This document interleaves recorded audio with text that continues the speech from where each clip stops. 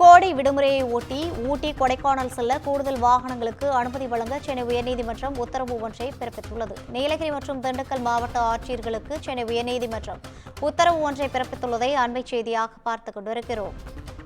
இதுகுறித்தான கூடுதல் விவரங்களை வழங்குவதற்காக நமது தலைமை செய்தியாளர் சிவா இணைப்பில் இருக்கிறார். வணக்கம் சிவா, கூடுதல் விவரங்கள்.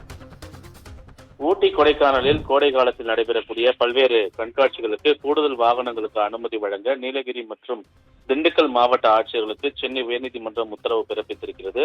ஊட்டி மற்றும் கொடைக்கானலுக்கு பாஸ் கட்டாயமாக்கப்பட்டுள்ளது. அதோடு இரு சுற்றுலா தலங்களுக்கும் செல்லக்கூடிய வாகனங்களுக்கு கட்டுப்பாடும் வைத்து உயர்நீதிமன்றம் உத்தரவு பிறப்பித்திருக்கிறது. ஊட்டிக்கு வார நாட்கள்ல 6000 வாகனங்களும், வார இறுதி நாட்கள்ல 8000 வாகனங்களும், கொடைக்கானலுக்கு வர வார நாட்கள்ல 4000 வாகனங்களும், வார இறுதி நாட்கள்ல 6000 வாகனங்களும் மட்டுமே அனுமதிக்க வேண்டும் என்று உயர்நீதிமன்றம் உத்தரவு பிறப்பித்திருக்கிறது. இது தொடர்பான வழக்கு நீதிபதிகளின் சதீஷ்குமார் மற்றும் பரத சக்கரவர்த்தி ஆகிய கொண்ட அமர்வுல விசாரணைக்கு வந்தபோது தமிழக அரசு தரப்பில் தாக்கல் செய்யப்பட்ட அறிக்கையில் ஊட்டிக்கு வார நாட்களில் 7000 வாகனங்களும், வார இறுதி நாட்கள்ல 9000 வாகனங்களும் வருவதாக தெரிவிக்கப்பட்டிருந்தது.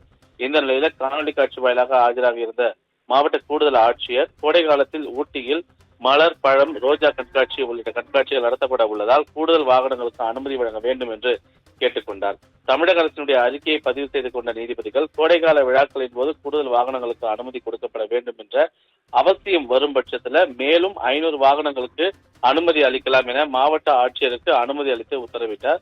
இதே போல கொடைக்கானலுக்கு கூடுதலாக 300 வாகனங்களுக்கு அனுமதி அளிக்கலாம் என்றும் திண்டுக்கல் மாவட்ட ஆட்சியருக்கும் அனுமதி அளித்து நீதிபதி அந்த உத்தரவில் குறிப்பிட்டிருக்கின்றார். ரவினா, கூடுதல் விவரங்களை வழங்கியமைக்காக நன்றி சிவா.